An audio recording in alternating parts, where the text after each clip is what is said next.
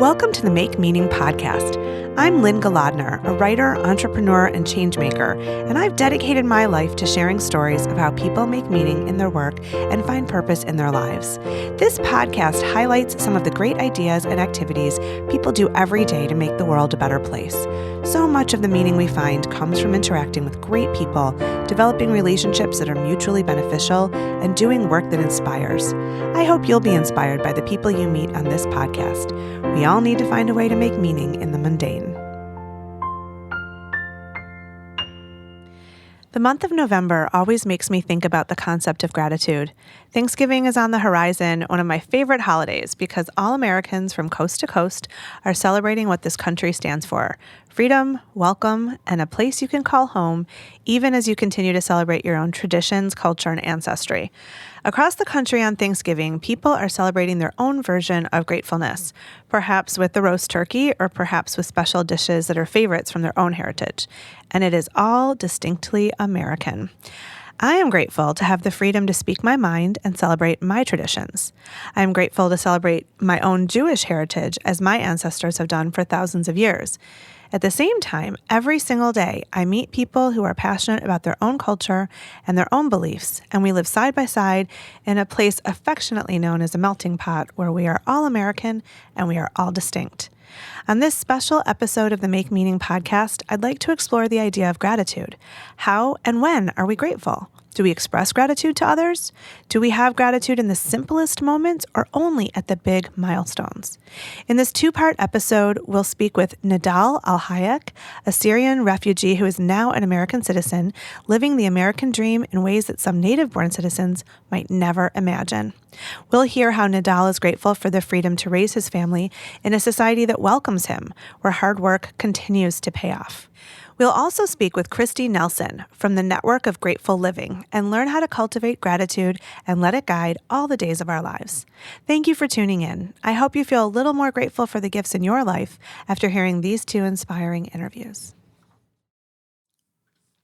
Kristi Nelson has done a lot of things in her career. She started a values-based consulting coaching company. She was founding director of the Soul of Money Institute. She's been director of development at Kripalu Center for Yoga and Health and served in a similar role for the Center for Mindfulness in Medicine, Healthcare, and Society. Today, Kristi Nelson is executive director at a Network for Grateful Living. She's a graduate of University of Massachusetts Amherst, and she has graduate degrees and certificates from Boston College and Harvard University. Kristi lives in Western Massachusetts with her family, and I'm thrilled to welcome her to the Make Meaning podcast. Kristi, welcome to our show. I'm so happy to be with you. Thanks for having me. It's such a pleasure, especially as we're in the month of gratitude and we think about giving thanks for, all the good fortune in our lives. It's interesting that you're in the business of gratitude. And so I'd love to start by asking you to tell us about a Network for Grateful Living. We are in the business of gratitude. That's a good way to put it. We're big believers in the power of being grateful and its importance. And the organization was founded by a Benedictine monk, Brother David Steindl-Rast, in the year 2000. And a Network for Grateful Living was born as a way to support people with what we call an online sanctuary and a source of inspiration and comfort and, emboldening our ability and our efforts in our day-to-day lives to be grateful for what we have. Mm-hmm. We realize that we really need that in our culture. Mm-hmm. And so a Network for Grateful Living really exists to help people experience that sense of privilege that comes when we realize how grateful we are and when we realize what we have and gifts of our lives, and also the sense of personal and social responsibility that go along with that. What does that mean to really have the gifts of a life and to be aware of the gifts of your life? How do we then leverage those in the world in a way and make use of those in our lives so that we keep that ripple going? That's really the power of gratitude. It's interesting. I know you said in your pre-interview that it's not about whether the glass is half full or half empty, but about having a glass at all. And Mm-hmm. I love that. That really stopped me. And I was thinking about, because I say half full, half empty all the time, especially with my kids. Like, let's look at it as half full. But I never took a step back to say it's about having the glass, and that's really powerful. I mean, Thank you. tell me about that perspective. Well, it's a perspective earned by, I think, a lot of people whenever you get a wake up call in life. Mm-hmm. I call the awareness of the glass itself Mm-hmm. as our gift, as really the awakening to, oh my gosh, it's not how much I have, and it's the recognition that basically in all of our lives, there are Mm-hmm. moments where there are trickles and there are moments when there's great plenty, Mm-hmm. and there's moments when we feel dry and times when we feel really full in our lives. And that's just the state of life. Yeah. It's going to be that way. It's ever changing. Mm-hmm. And we lose sight of the fact that it's not about whether you have an optimistic or a pessimistic attitude or you're having a bad day or a good day. Mm-hmm. It's being alive at all, and Yeah. the gift of life, Yeah. that is the gift that makes all other things possible. And so the wake up calls, a lot of people who are in touch with those most acutely. I'm a stage 4 cancer survivor. Yeah, I was going to introduce that next. That was your wake up call, wasn't that? About 25 It was years a big, ago? yes, it was a very, it was a very significant one in my early 30s. Wow. And yet people have wake up calls all the time. What's Yeah. one of the things that I've realized in this work, and the more people I meet and the more I talk about what I do and what I stand for in my life, is that recognition of the fact that in every moment it could be otherwise. We could not be here, right? Right. And Right. that awakening, that awareness comes in so many ways in people's lives. When you almost have an accident, Yeah. and your car, you're sitting at the side of the road and your heart is in your throat, and you're all of a sudden it's like, oh my God, the people I love, and Yeah. Yeah. what matters to me, and I living that, and I want to get home and hug everybody I love. And so I think those are the moments that wake us up. It's interesting too, because I've said to my kids before, if I have an argument with my daughter or something, somebody's aggravated about something, and it's like, you just don't know if you're going to have it tomorrow, and the Mm-hmm. chances are good that you do, but you don't know, and so I I think it's love hard. that. Yeah, I mean, it's hard to. I think it's really hard to grasp the younger you are, this idea of living as if it's your last moment or your last day. I think the older you get, the more you see that, or again, if you have that awakening moment or a crisis where you say, wow, like I need to cherish everything. But I think it's hard I remember being in my teens and my 20s and thinking like, I was immortal, life goes on. And so I Right. can just sort of, and I didn't think of it this way, but almost waste those moments, just sort of like, Mm-hmm. there's going to be more. How do I you, think it yeah. takes, yeah. Well, sorry, you can ask me the question, but I was just going to say, I think it takes great courage. So I want to commend your parenting, because I think, Oh, thanks. so, I don't so know. leave an opening for that, which is, to say, I think it takes great courage and foresight on the part of all of us to remind each other that it could be otherwise, it could be worse. Often, like there might not be an opportunity to live out the possibilities that we imagine for ourselves and our lives. And that keeping what Brother David calls, or the Benedictines call, keeping death before our eyes, Mm-hmm. or what the Buddhists call impermanence, embracing Mm-hmm. impermanence, Right. that is such a quality of life enhancer, and yet we resist it all the time. Yeah. So Yeah. of course it makes sense that kids resist that, because they're in their own, they have to be in that place where the world, on some level, the world is unfurling itself before them, and they want to encounter and experience that sense of possibility, and all things are possible. Yeah. But I will say, Lynn, right now, I think in the world, a lot of young people are actually not feeling that Really. as much, because I think if you look at kind of the Greta Thunbergs, and you look at the sense of kids who are growing up in an era right now where climate change is really happening, Yeah. Yeah. where I think their sense of the blind optimism about the future just being unfurled in front of them, and that Mm-hmm. they can fulfill any dream that they want to have, I think has really shifted in a lot of ways, Yeah. That makes in our sense. culture. So I think that there's a reality to that too, which is to say, you also get the opportunity to influence the future we're going to have. Right. Right. Right. So instead of it's just as there for you and whatever you want, it's all just the yellow brick road Yeah. and everything's paved with gold. It's also all of our choices in our day-to-day lives, every single one of us, no matter how old we are, they're so significant in shaping not just the experience that we have, but the world that we're unfolding for each other and for ourselves. So it's really interesting too, because when you have this gratefulness, even when you have disappointment or things don't work out the way you planned, or you're hurt in some way, somebody breaks up with you, or a friendship ends, or whatever it is, I don't know when I became aware of this, but if those things don't happen, you don't realize how wonderful they are when they do. And so it's almost like you have to be grateful for disappointment and for broken hearts, because otherwise, how would you know what love is? How would you know what success is, right? And joy, and all of those things too. That, I think one of the things that's, Thich Nhat Hanh, who's a Zen, he's a teacher, and he has said, we are so concerned when we have a toothache. And so the suffering, the pain of a toothache.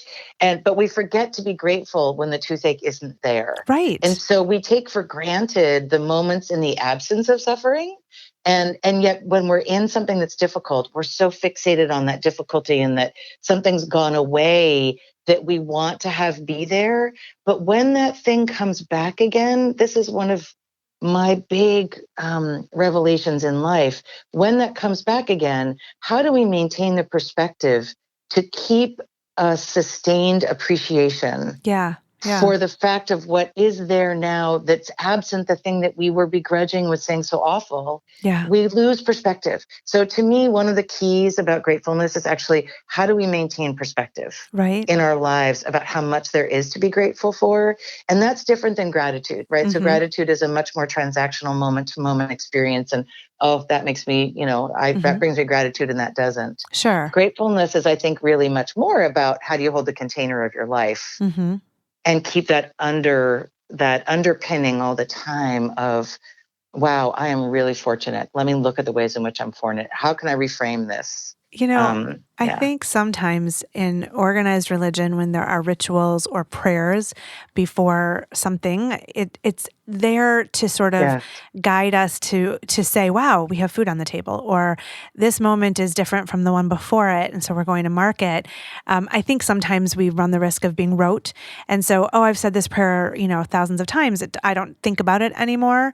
It brings to mind, there's a prayer in Judaism that I don't say every day, but that I sometimes will say.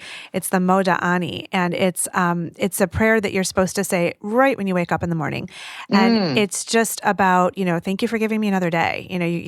You brought me back to life from sleep, and it's just sort of being grateful for it. And sometimes I'll wake up in the morning and I'll grab my phone and I'll go start looking at everything, and then other days I'll just open my eyes and I'll just the words will just come to me. It's like a quick sentence in Hebrew, but I have a better day when I do that, because it's like, oh yeah, I got a new day. This is a fresh start. It's as if it's the only day. You know what I mean? That is it's the perfect practice. And I like to say that gratefulness it's what happens before anything else happens. So as soon as you wake your eyes up in the morning and you come to consciousness, it's not that we need to have gratitude for something that has already happened. It's I am here. I get this gift. Oh my gosh, here, exactly as you're saying. And I love that there's a prayer in Judaism to address that, because it seems to me it's lockstep 180 degrees away from what most people think brings about gratitude, right? Which would be, oh, I got exactly the thing I wanted and my life delivered exactly And so we start to really compare our moments of, geez, I had such a grateful day yesterday, and today life didn't really give me the stuff that I needed to feel grateful. Right. Whereas you realize it's an inside job. Really, it's something that you arrived to life with. Is that much bigger picture, much deeper wellspring of what does it mean to be grateful for life. Yeah. And like I said, I don't say it every day. And I think that's okay too, because then when I do, it's that much more reverent. And again, you run the risk of being rote. Like, I'm just going to rattle off this prayer and I don't think about what the words are anymore. But making the choice to say, I'm recognizing this and, being in that moment, I think that's a really beautiful thing. It's a beautiful thing. And I think we can use more of those rituals in our lives where we actually pause.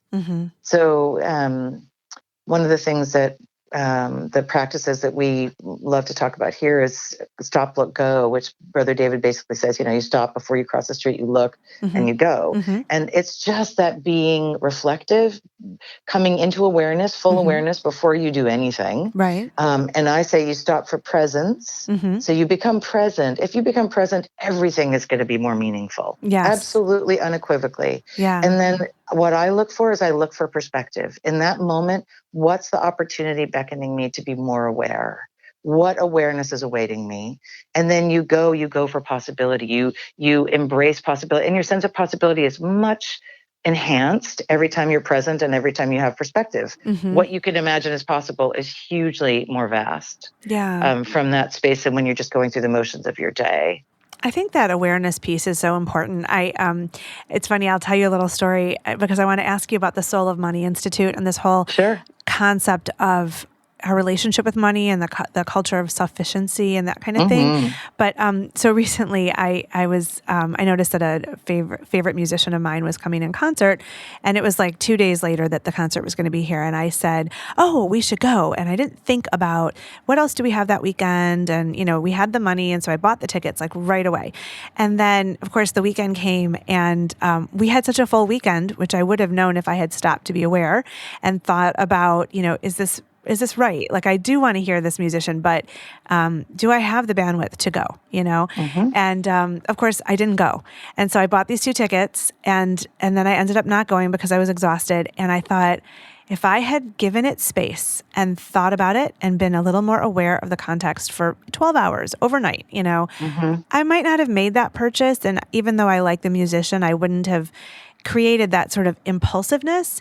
And so, we're coming up to the consumer season and Black Friday and all of those things. And I wanted to ask you, in that context of awareness and sufficiency, tell me about the Soul of Money Institute and how this factors into the gratitude conversation. Oh, thank you. It's a great question.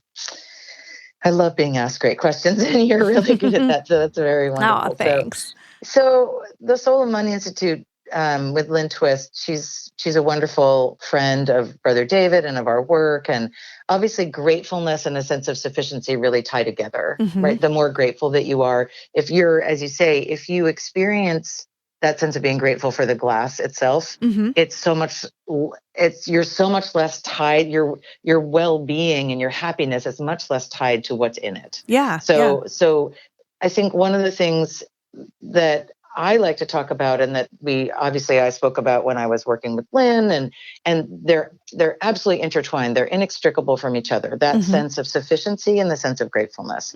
And so, Brother David has a quote, which is, "It's not happiness that makes us grateful; it's gratefulness that makes us happy." So. It's not happiness. If you have all the things in the world that you think are supposed to make you happy, but you're not grateful for them, right, you're not going to really be a happy person. Sure. But if you're grateful for what you have, it's really easy to be happy. Yeah. It's just, it really comes along with that. And so we approach it kind of through the back door, kind of backwards, really, in so many ways, which is, if I just have this thing, if I have another experience, I don't know about those music tickets, but, it's really easy to be impulsive. It's really easy. That's just so, and it's so encouraged in our culture, and we get so excited about things. But I do think that mindfulness and introducing mindfulness into all of the ways in which we encounter our wants and our longings is really powerful intervention. Yeah. So just to say, like you're saying, if I had given it 12 hours, even if I give it 1 minute, it can be so powerful. And there's all these, I love all these quotes, which is, I'd rather have, Albert Hubbard says something like, I would rather have appreciation for the things I cannot have than not have appreciation for the things I have. Right? I'd rather be able to appreciate things that other people have and other experiences that are beyond my reach. I'd rather appreciate those just vicariously than to have things that I can't fully appreciate. And if I think about my own life, and so many of us think about our own lives in this developed world that we live in and the culture that we live in, we often have so much more than we can actively appreciate in any given day, month, year, we can't actively appreciate what we have. You're right. You're absolutely right. We're so festooned with opportunities to appreciate what we have. And we don't even really know very well how to live into that. And so one of the things that I think is a great way to have a countervailing force against consumption and against all of that longing and acquisition mentality and everything is to say, how can I appreciate more what I currently have? And then out of that, if I can go fully into gratitude for what's here, then I will see what more do I need from that place,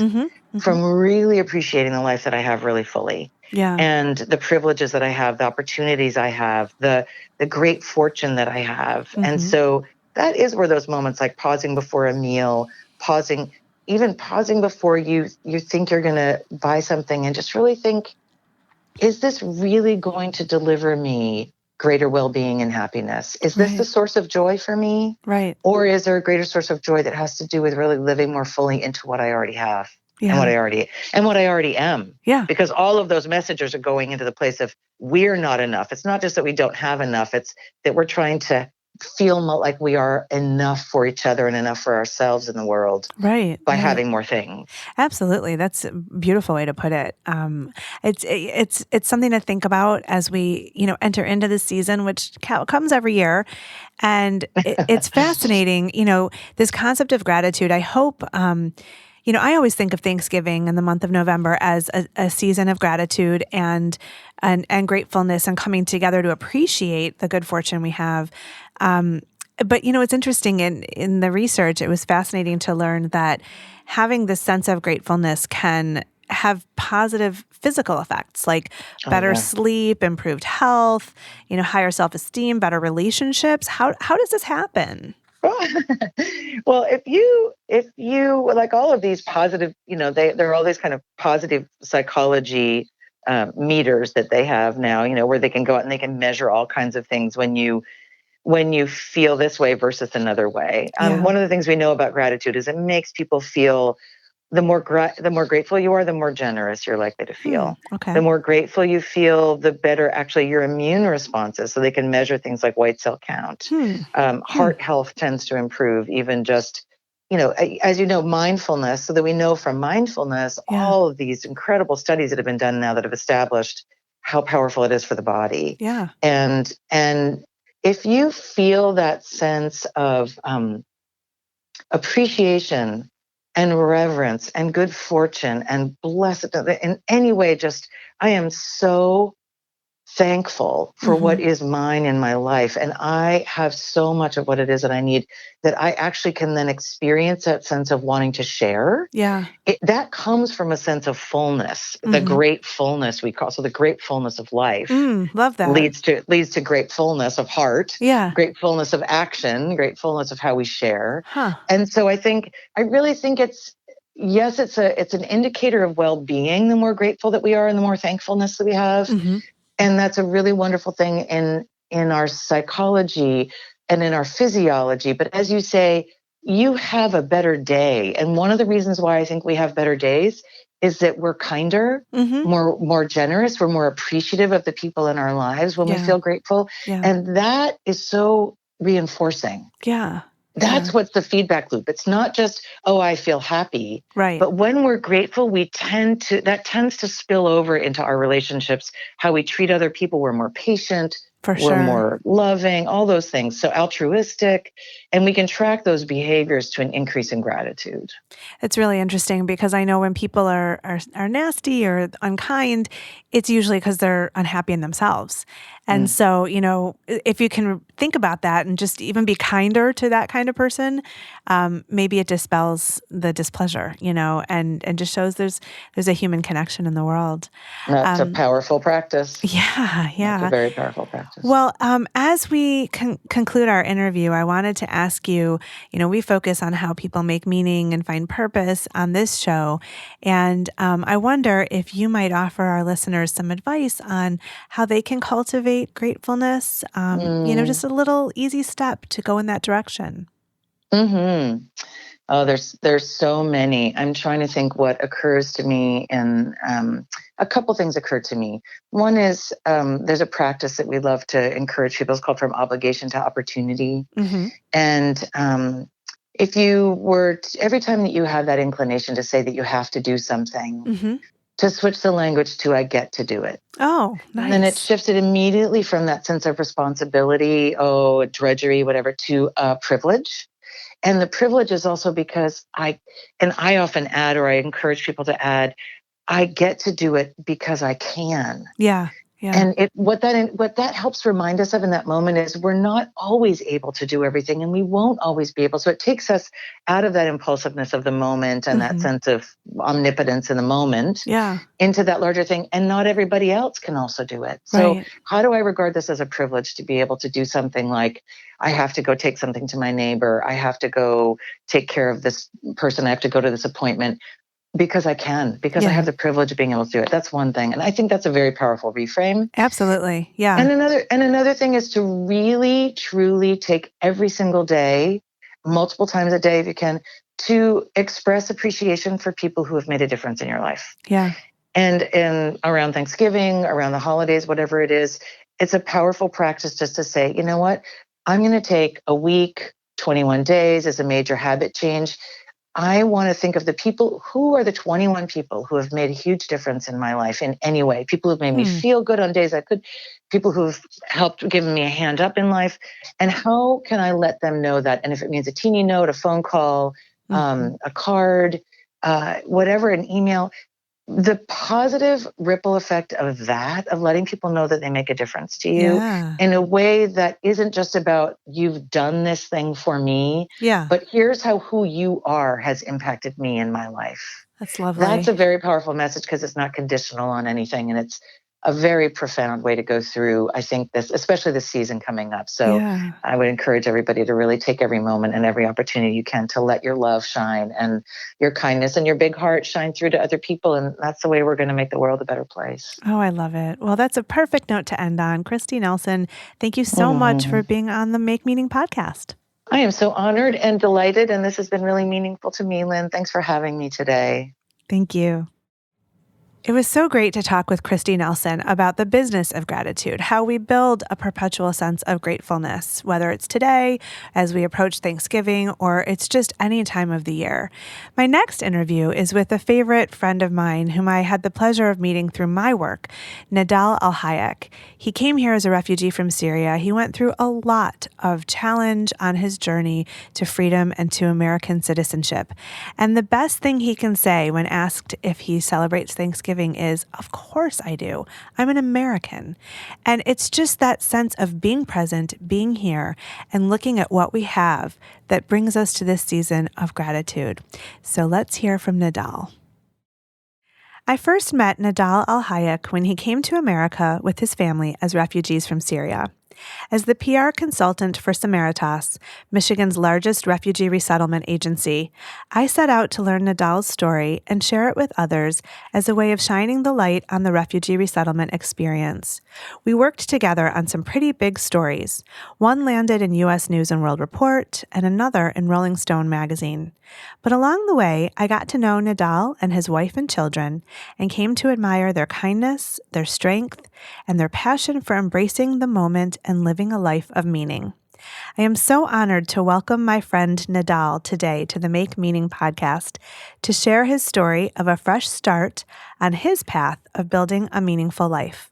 Nedal, welcome to the Make Meaning podcast. Thank you. I'm so excited that you're here. Thank you. Me too. I'm so happy to be with you today and sharing my story with everybody today. Yeah. I'm so glad you are too. I feel honored to be able to see you on Facebook and Instagram and stay connected and see all of your successes here. That's Thank you. Cool. Yeah. So let's begin by talking about your journey. I know that you left Syria and you spent 4 years in Jordan. Yeah, in Jordan. Before you came to America. So maybe talk a little bit about, what prompted you to leave Syria?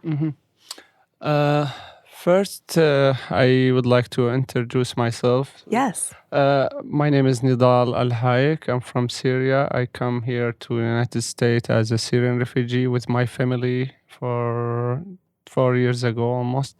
So I'm so grateful to be here in United States, and we are lucky to be here also. I left Syria because maybe everybody knows what's happened in my country. There's war and it's dangerous country. I left Syria in 2012 to Jordan. I lived there 4 years almost before I came here to United States. It was hard for me and my family because Jordan is a small country and there's no job, no.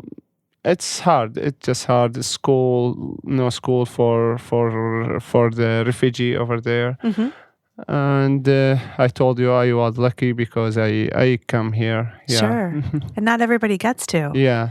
So you have to apply and then wait to be accepted, yes, right? Yes. It's taken a long time. I applied for United Nations, and when I apply, to be honest, I'm not I was looking for Europe because I don't have any friend or family here. Yeah. And I don't have any idea about how's the life in United States, how's the refugee start, and United Nations choose. It's not by my choice, you know what I mean? Right. Yeah, they choose United States for me, and they ask me, do you like to go to United States as a Syrian refugee? It was like a hard step, you know, because I told you I don't have any idea about the life here. Yeah. But thank God we do that, and we do this step and we come here. Yeah. I'm so happy to be here. Yeah. Well, you've done a remarkable job of building a life here. And so I know that in Syria you were a farmer. And tell me a little bit about what farming was like in Syria, what you did there. I was. I have a degree of agriculture engineer. I have studied an agriculture engineer there, and my granddad was a farmer, and my dad too. I'm from a family farmer. Yes. So I love that. What did you grow? What kind of we crops? grow most of the fruit tree, pomegranate, grapes, and beach. There's many and vegetables. Yeah, it was a big farm, and we have animals, cows, and I was so happy there before the war in Syria.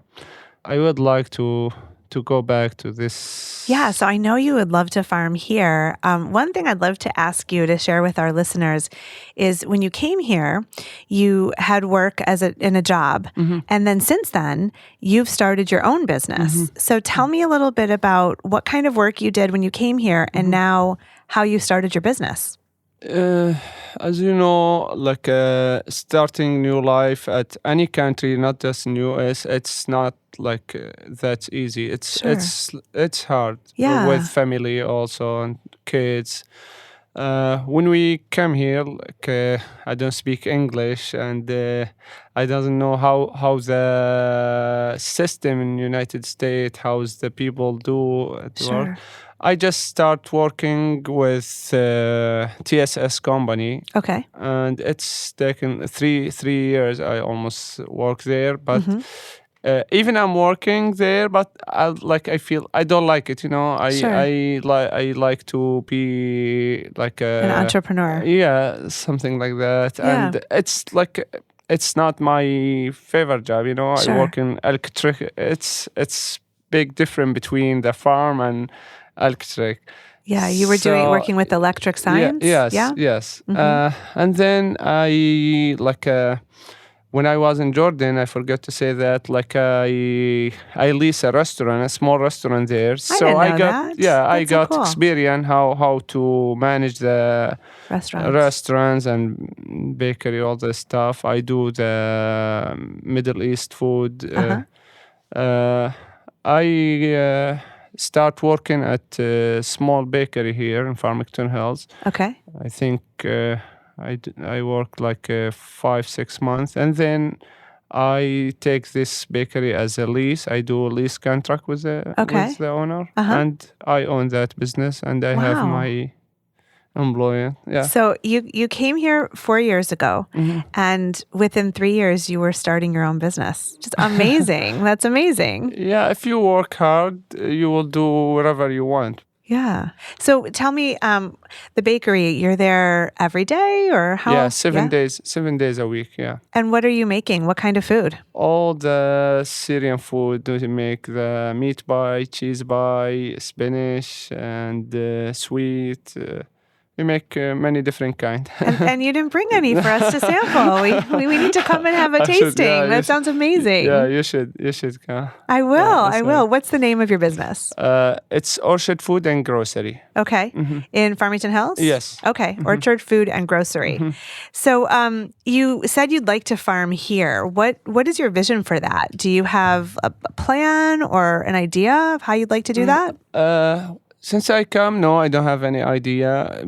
I think to own farm here in Michigan, it's not easy. Right. I start looking like meet people, farmer, friends, something like that. Sure. I still work on it, but I now I have a an idea how to do that. But I think I still need some experience or information, more information about how to do farm here in Michigan. So, and I have every confidence that you will absolutely do it because you're such a doer, a go-getter.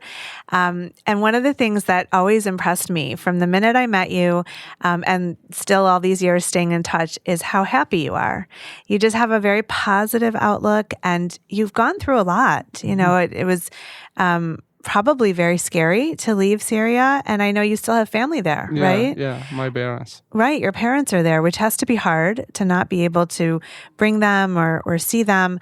But I love your attitude. It's just one of gratitude and positivity, and I just wonder, how do you do it? How do you stay so positive? You know, I have 2 beautiful kids, so